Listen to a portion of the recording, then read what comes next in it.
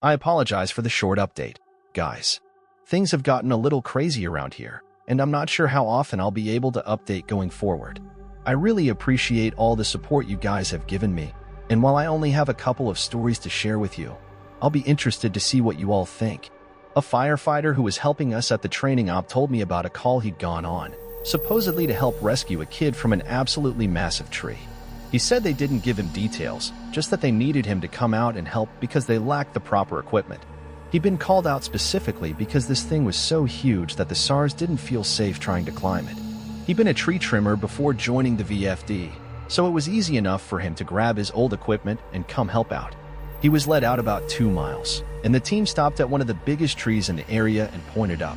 He laughed and asked the op captain how the kid had gotten up there, made some joke about the old cat in a tree thing, but the captain just shook his head and told him to get up there and get the kid down. He said he knew something was up, but he didn't push it. He said that as he climbed this tree, he started wondering if they were playing a prank on him. There was no way this kid should have been able to climb this fucking thing. It was massive at the base, but about halfway up it started tapering, and I almost had to turn back a few times because I really didn't think it was going to hold me. But he said he kept going, and when he was just about at the top, he saw a flash of blue in the branches. I saw the kid's shirt sort of caught in a branch, and I called out to him and told him to come near me if he could, but he didn't say anything. I kept moving, calling the kid's name, and telling him not to be scared, that I was there to help him. By the time I got to him, I knew he wasn't going to answer me. I found him, or what was left of him, cradled in the fork of a branch, and the fact that he was up there was sheer luck. If he'd fallen any other way, he'd have come crashing down. It wouldn't have mattered though, because this kid was dead long before he ended up in that tree. I don't know who put him there, or how, or why, but it was fucking sick. Kid's intestines had popped out of his mouth and were hanging in the branches. It was like some sick fucking Christmas tree, the way they were draped all over everything. I got a better look and saw they'd even popped out of his ass. His guts were hanging out the bottom of his pants. His eyes were gone, I assume shoved out from whatever force caused him to fucking pop like a stress ball. You ever seen a body that's been floating in water for a long time? How their tongues kind of swell up and stick out? His was like that. I remember because there were flies crawling all over it. I think I must have gone into shock, because, man, I just pushed that kid down with a stick I broke off a branch. Just kind of poked him until he fell. I don't know why I did that. I almost lost my job because of that. But man, the thought of hauling that kid down over my shoulder the whole way, gathering his guts up and coiling them around me like rope so they wouldn't get snagged. I couldn't do it. I've seen a lot of dead kids, more than I'd ever admit. I've seen a kid who hid in a full bathtub during a house fire, boiled him alive, turned him into literal soup. But this, I don't know what did this, but the thought of touching that kid's body made me feel like I was going to lose my mind. I heard him hit the ground, and I figured everyone would freak out, but they knew he was dead when they sent me up there. They didn't say anything, but they didn't shout or freak out or anything. I got to the bottom, and I started to get up in the captain's face, asking him who he thought he was sending me up there when they knew damn well the kid was dead. But he just told me it was none of my concern, and thanked me for getting the evidence down. I remember he said that. I remember it specifically because it was so weird to hear it phrased that way. The evidence. Like he wasn't even a person. Like he'd never been a little kid who got lost and had something fucking unspeakable happen to him. The captain had a crew lead me back out of the woods, but he and 2 others stayed behind, and I thought that was weird. Why wouldn't they have me help get the kid out? I tried asking, but the guys leading me out just told me they couldn't discuss an open case. I asked him what he thought had happened to the kid, and he got really pensive and thought about it for a bit. I would have said a crush injury based on how his guts came out like that. But with those injuries you see massive contusions under the skin, obvious trauma. This wasn't like that. It was almost like that kid got caught in a big vacuum and had his gut sucked out. But even then, there was no trauma. None at all. It bothers me, man. It bothers the hell out of me. One of the vets at the training op reads Nosleep, and he recognized my stories. He knows me pretty well, and we've swapped stories before. He asked if he could share something he's noticed about the stairs and some thoughts he had. I'm really glad you decided to share these. I think it's important that people be aware of what's out there, especially since the Forest Service is doing such a good job at covering it all up. I asked him what he meant. What do you mean? What do I mean? The lack of any kind of media attention? No coverage of missing kids, or bodies found miles from where they got lost in the first place. David Paulides hit this right on the head. The FS is doing everything they can to keep people coming here, even if it isn't safe. I mean, to be fair, it's not like these things happen every day. But the numbers add up, and it's worth looking into. Especially the stairs. I was surprised you didn't mention the flipped ones. I didn't know what he was talking about. I couldn't remember him ever talking about something like that.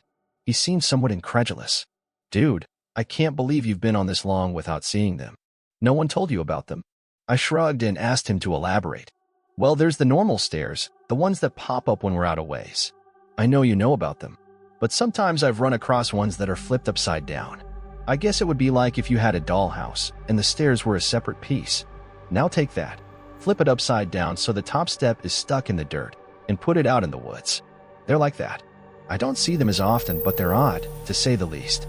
Makes me think of footage taken after a tornado, when houses are all blown apart and random things are left standing, like chimneys and garden walls. Those ones freak me out more than the normal ones because I can't really write those off as easily. I don't scare very easily, like most of us who work out here, but that idea stuck with me, and it bothers me. I'm going to try and find more out about them. He also mentioned how many people were bothered by the guy with no face. He got really excited and told me he'd seen something similar. I was out on a training exercise a few years ago. I was camped out in my tent, and I heard someone walking around outside of camp. We're told not to wander far, which you know, so I wondered if maybe it was a rookie who'd gotten up to pee and couldn't find his way back. Remember that guy in our group a few years back who almost fell off the damn mountain? Well, I'm paranoid about that happening again, so I got up to see what was going on. I went to the edge of camp, and I called to whoever it was and told them that camp was this way. But they kept going back out into the woods, so I went after them. I know it was stupid, but I was half asleep, and I just really didn't want to deal with some idiot getting hurt. I followed this thing on a dead straight course for about a mile, and then it stopped on the edge of a little river. I could see the outline of it because the water was reflecting the moon, and it looked just like an ordinary guy. He had a pack on, and it looked like he was facing me. I asked if he was okay, if he needed help, and he cocked his head like he didn't understand me. I always have my pocket knife on me, and it's got a little thumb light attached to it, so I turned that on and lit up his chest, so I wouldn't blind him. He was breathing slow and deep, so I wondered if he was sleepwalking. I went closer and asked him again if he was okay. I moved the light up, and something didn't seem right, so I stopped.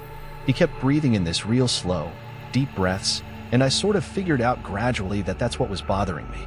It was like he was pretending to breathe, but not actually doing it. His breaths were too even and deep, and all his movements were exaggerated, like his shoulders going up and his chest moving. I told him to identify himself, and he made this muffled noise. I moved the light up, and I shit you not, this guy had no face. Just smooth skin. I freaked out, and I sort of fumbled my light, but I saw him move toward me, but he didn't actually move. I don't know how to explain it, but 1 second he was at the edge of the river, and the next he was 5 feet from me. I never looked away or blinked. It was like he moved so fast my brain couldn't keep up. I tripped and fell on my ass, and I could see this line open up on his throat. It stretched up to his ears, and his head tilted back, and he smiled at me with his throat. There wasn't any blood, just this gaping dark hole, and I swear he smiled at me with this gash in his throat. I got up and I ran as fast as I could back to camp. I couldn't hear him following me, but I felt like he was always right behind me, even though when I looked back I couldn't see him. I calmed down when I got back to camp. The fire was still going, and I guess that pack mentality of being with other people made me stop and breathe a little. I waited by the fire to see if he'd follow me there, but I didn't hear anything else for a few hours, so I went back to bed. I know it sounds weird, but the whole thing was just so surreal that it was almost like I immediately wrote it off as my imagination. We were telling ghost stories one night before bed just to scare each other and poke fun at whoever got creeped out. Most of the time it's the rookies, but one woman told a story that actually managed to get under my skin a little bit, and I know the same was true for others. She said it was true, but then again, every ghost story told around a campfire is true. Somehow, though, I don't think she was making it up. It had that ring of truth that only really traumatizing events have. She said that when she was a kid, she and her friend used to go out in the woods behind her house a lot. She lived in northern Maine, where there's a lot of dense, unpopulated national forest. She said the woods up there aren't like they are here. They're so thick in places that the trees block out the sun almost completely. She and her friend grew up there, so they weren't scared of being out there alone, but they did always maintain a sense of caution in certain areas. She said it was never really talked about, but they always knew not to go more than a mile or two beyond their homes. The adults never said why, but it was an unspoken rule that no one ventured out that far. She and her friend made up stories about bears as big as houses that lived out there, and they used to scare each other by hiding and making growling noises while the others searched for them. She said one summer, there was a series of awful storms that blew down a lot of trees and set one part of the forest a few miles behind her house on fire. Fire crews got it under control, but she said some of them came back, not quite the same. It was like they'd been to war. You could tell who'd really gotten scared because they had the same look on their faces. I think it's called shell shock. My friend and I said they were like walking dead people. They didn't smile or say anything if you went up to them, and most of them left town as soon as everything was over.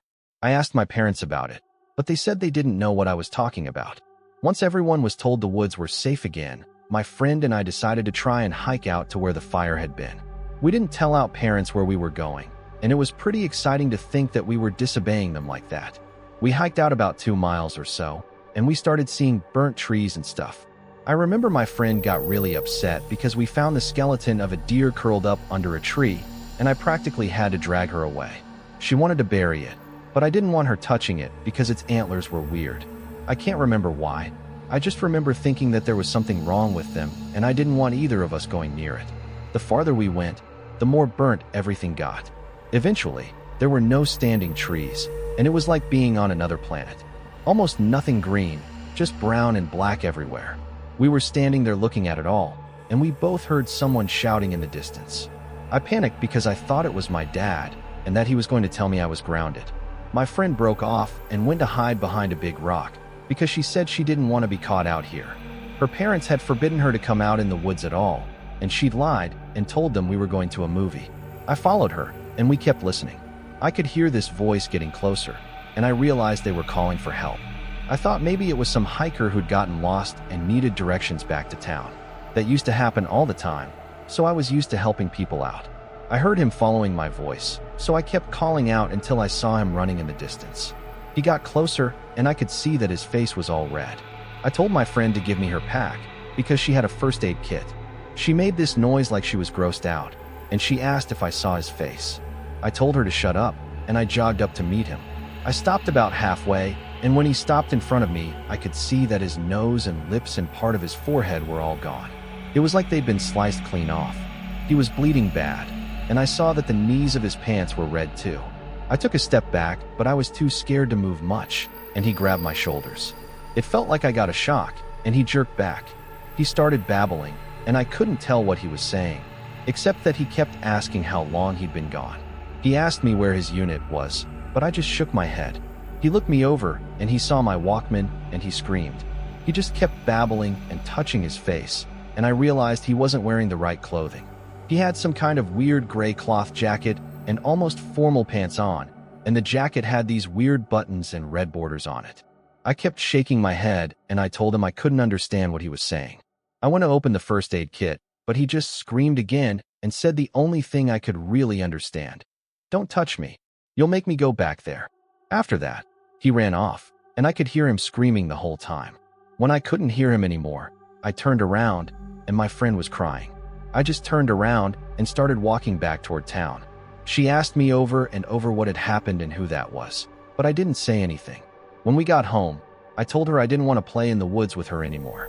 We're still friends, but we don't talk about that guy. Not ever. I'll update as soon as I'm able, guys. I appreciate the continued support.